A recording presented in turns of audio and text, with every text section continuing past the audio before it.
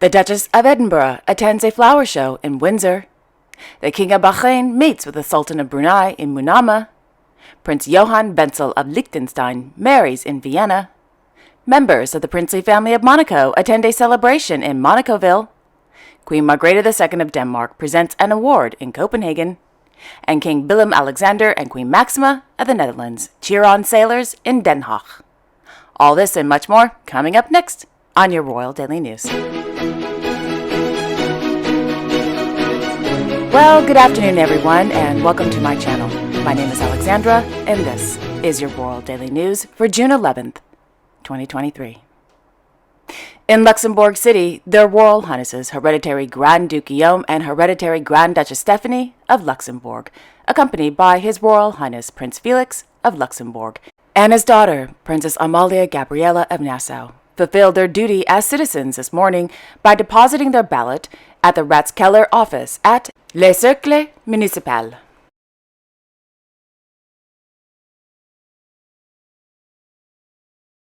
On Saturday in Paris, Her Royal Highness Grand Duchess Maria Theresa of Luxembourg attended the 2023 French Open held at the Stade Roland Garros.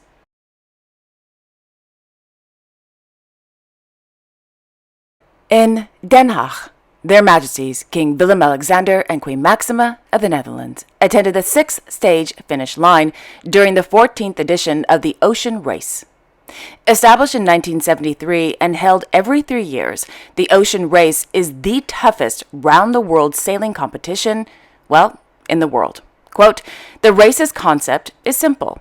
It's a round-the-clock pursuit of competitive edge and the ultimate ocean marathon, pitting the sport's best sailors against each other across the world's toughest waters. It's relentless. The importance of winning, the adventure of life aboard, the transformative effect on the sailors, all of these combine to give the race its power and depth." End quote. If you're interested in learning more about the Ocean Race, as well as keeping up with the latest stops and stats, in the description box below, I will leave a direct link to the official Ocean Race website and YouTube channel.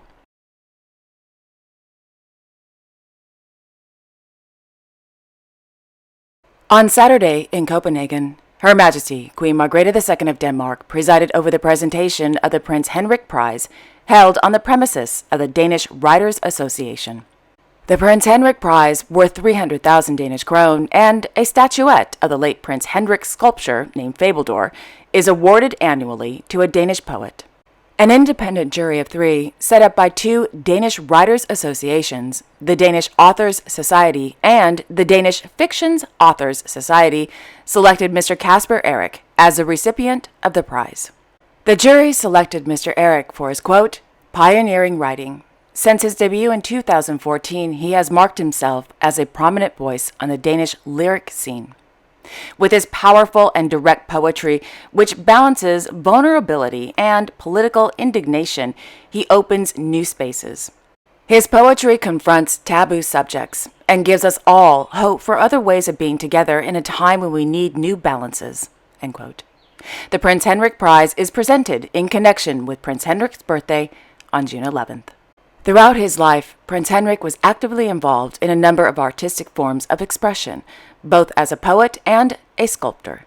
As a result of the prince's personal and lifelong interest in art, including poetry in particular, last year Her Majesty the Queen gave permission for a poetry prize to be named in Prince Henrik's name.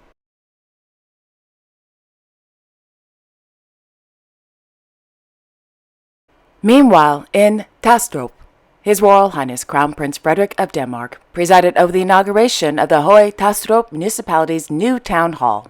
After cutting the ribbon and a lengthy speech by the mayor, the Crown Prince was given a tour of the new town hall, including the atrium, the roof terrace, which has a 360-degree city view, and the City Council Hall, which, naturally, has a lovely portrait of Her Majesty the Queen on the wall.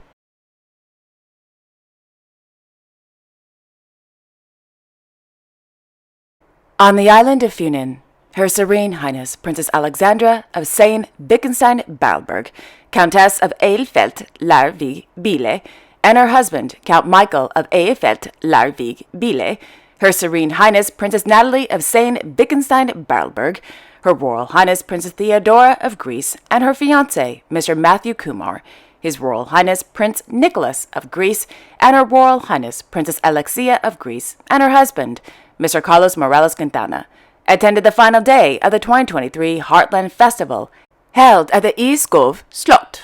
The Heartland Festival is an annual contemporary cultural festival. The program supports a multitude of voices, backgrounds, cultures, and perspectives, and aims to create a contemporary festival that triggers new ideas and thoughts. The festival features international and up-and-coming musical artists, art shows, lectures, panel discussions, and of course, food. Lots of delicious, healthy Danish food. Yum. During the final day of the festival, the royal cousins enjoyed musical performances by Jack Johnson, Robbie Williams, Sergio Mendes, and Primsa, to name a few. The beautiful Iskov Slot has been the ancestral home of Count Michael since 1784.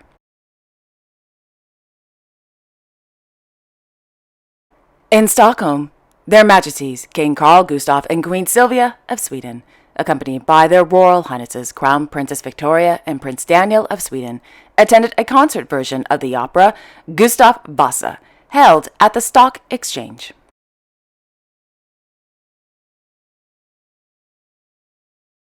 On Saturday, Her Royal Highness Princess Madeleine of Sweden celebrated her 41st birthday. Born Madeleine Therese Amélie Josephine at the Drottningholm Slot on June 10, 1982, the princess is the third child of Their Majesties King Carl Gustaf and Queen Sylvia of Sweden.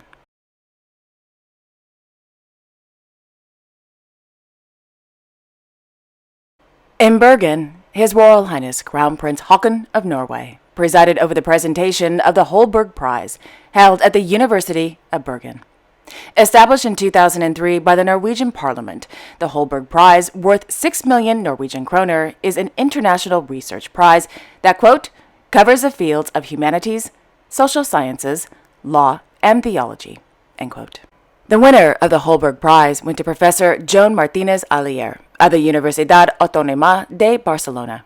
Professor Martínez Alier is one of the world's leading researchers in the field of environmental science and technology.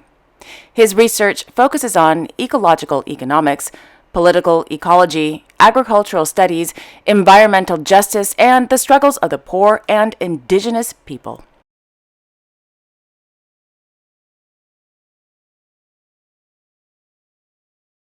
On Saturday, in Monaco-Ville, Their Serene Highnesses Prince Albert II and Princess Charlene of Monaco, accompanied by their two children, His Serene Highness Hereditary Prince Jacques of Monaco and Her Serene Highness Princess Gabriella of Monaco, along with Her Royal Highness Princess Caroline of Hanover, Her Serene Highness Princess Stephanie of Monaco, and Mr. Gareth Woodstock, attended the opening of the 4th edition of the Meeting of the Historical Sites of the Grimaldis of Monaco, held on the Place du Palais. This year's meeting had the honor of welcoming former fiefdoms of the Grimaldi dynasty, including Haut-Rhin, with the municipalities of Isenheim, Altkirch, Thann, Forêt, Feldbach, as well as several municipalities in the French departments, including Alpes-Maritimes, such as Grasse, Ile-Saint-Honorat, and Luciana, the cute little commune on the island of Corsica. Prior to the opening of the festivities, the Sovereign Prince gave a speech highlighting the unique historical links with the communes and French departments. The Sovereign Prince also paid tribute to the late Mr. Albert Croce, stating, quote, Albert was the first to understand the importance of creating links with the former strongholds of Grimaldi. He was such a good friend, end quote. As I mentioned in Friday's episode, the late Mr. Croce was a key figure in the Principality of Monaco. Not only was he a member of the National Council and the secretary of the Prince Rainier III Centenary Celebrations Committee, but he was also deputy vice president of the Grimaldi Historic Sites Federation. After his speech, the Sovereign Prince presented medals and trophies to the mayors of the towns before officially launching the festivities. Guests attending the event, which included Monegasque government officials, citizens and residents, and even tourists, enjoyed delicious culinary specialties, folk dancing, artists displaying their crafts, jousting, reenactments of battles, other equestrian spectacles, and games for the little ones. In the evening, there was a concert performance by the Palace Guards Orchestra and the Altkirch Cavalry Hussars Brass Band. Thereafter, a sound and light show was projected onto the facades of the Palais Princier, which recounted the history of the Grimaldi dynasty through its links with the former fiefdoms on the Rock, also known as Monaco-Ville.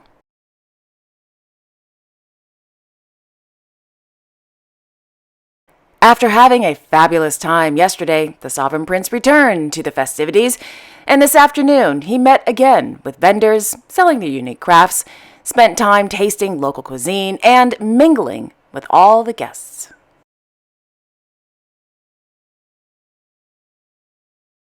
On Friday, the Sovereign Prince held an audience with the president of the International Rotary Club, Ms. Jennifer Jones, inside the Blue Room at the Palais Princier.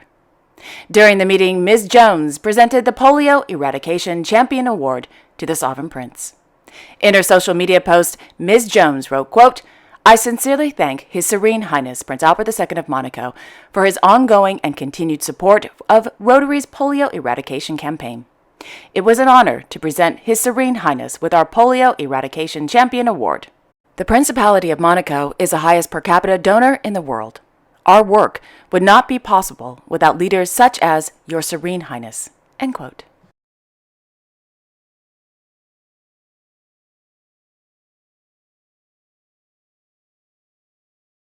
Just outside the village of Seal, Her Royal Highness the Duchess of Edinburgh visited the Hampton Estate Farms on the occasion of Leaf Open Farm Sunday. Leaf Open Farm Sunday is an annual event that visitors, quote, have the opportunity to learn about farming and the countryside, and farmers have the chance to talk about what they are so proud of, British food and farming, end quote. During today's family fun event, the lovely Duchess learned about cattle health, hop production, agri-technology, wildlife, and regenerative farming.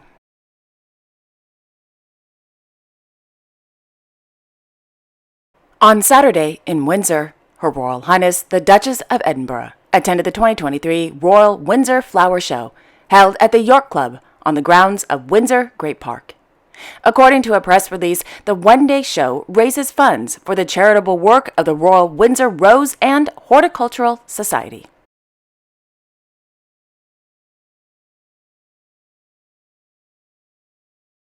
In Vienna, His Serene Highness Prince Johann Wenzel of Liechtenstein married Countess Felicitas von Hartig, held inside the beautiful Baroque Servite Church, just outside the inner ring. Guests attending Saturday's wedding included the bride's family, Count Lucas von Harting, the bride's father, His Serene Highness Prince Gundeker of Liechtenstein, and Princess Marie of Orleans, His Serene Highness Prince Gabriel of Liechtenstein, Her Serene Highness Princess Leopoldine of Liechtenstein, Her Serene Highness Princess Maria Immaculata of Liechtenstein, Her Serene Highness Princess Marguerite of Liechtenstein, the groom's sisters, the Comte de Paris, the groom's uncle, the Duke and Duchess of Angoulême, Prince Pierre Jean-Marie d'Orléans, His Serene Highness Hereditary Prince Alois, and Her Royal Highness Hereditary Princess Sophie of Liechtenstein, their Royal Highnesses the Duke and Duchess of Braganza, His Highness Dom Alfonso of Braganza, Prince of Beira, His Royal Highness Prince Sebastian of Luxembourg, Heinrich XIV, Prince Royce of Kostritz, His Serene Highness Hereditary Prince Heinrich Donatus of Schomburg-Lippe, Hereditary Prince Paul Anton and Hereditary Princess Franziska Esterhazy von Galantha, as well as close family and friends. After almost a decade of dating, the couple became engaged last summer whilst on vacation in lovely Sicily. Last October, the couple announced their engagement. On April 30th, 2023, the couple held their civil wedding ceremony at the town hall in Vaduz, Liechtenstein, with an intimate family reception at Schloss Vaduz. For the wedding details, Her Serene Highness Princess Felicitas wore a modern wedding gown designed by Spanish designer Jesus Pero. The princess decided not to wear a tiara or veil. Instead, she wore a thin diamond necklace, small diamond stud earrings, and delicate flowers in her hair.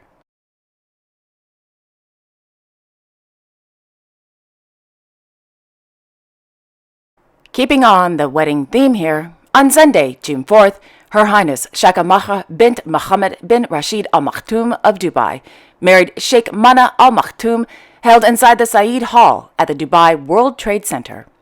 Sheikh Maha is the daughter of His Highness Sheikh Mohammed bin Rashid Al Maktoum, the ruler of Dubai.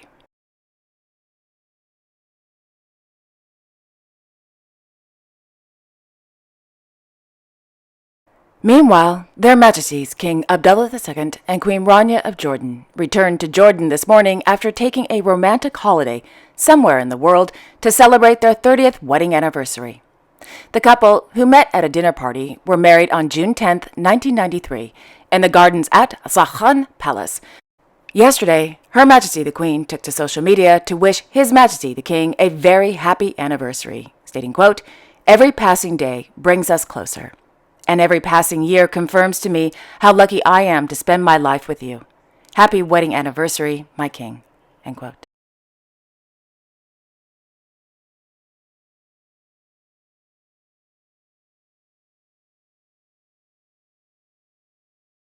On Friday evening in Manama, His Majesty King Hamad bin Isa Al Khalifa Bahrain and His Royal Highness Crown Prince Salman bin Hamad Al Khalifa Bahrain warmly welcomed His Majesty the Sultan of Brunei and His Royal Highness Prince Abdul Mateen of Brunei to Bahrain. On Saturday, an official welcoming ceremony for the Sultan and the Prince took place at Gudabita Palace. Thereafter, His Majesty the King, the Sultan, the Crown Prince, the Prince, and His Highness Sheikh Nasser bin Hamad Al Khalifa Bahrain held a meeting. During the meeting, discussions focused on the friendly relations between Bahrain and Brunei, as well as regional and international developments of mutual concern. An hour or so later, it was time for the good stuff. What's the good stuff, you may ask? Gifts, naturally. The exchange of really amazing gifts. Then, about 2 hours later, the king, the sultan, along with the crown prince and Prince Abdul Mateen and members of the Bahraini and Bruneian delegations held yet another meeting. This time, discussions focused on furthering bilateral relations, cooperation, and, quote, investment opportunities in both countries, end quote. After a 3.5-hour meeting, the king and the sultan witnessed the signing of 6 memoranda of understanding. The signing of the MOUs will further develop bilateral cooperation. 2.5 hours later, His Majesty the King hosted a luncheon in honor of the Sultan of Brunei, the Prince, and the Bruneian delegation.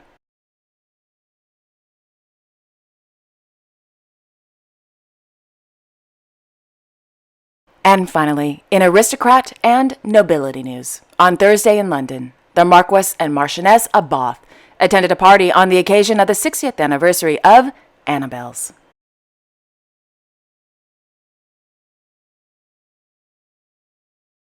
And there you have it. Thank you all so much for joining me this afternoon. I will be back on Monday, June 12th, with all the latest royal news. Until then, I wish you all a wonderful Sunday evening and a great week ahead.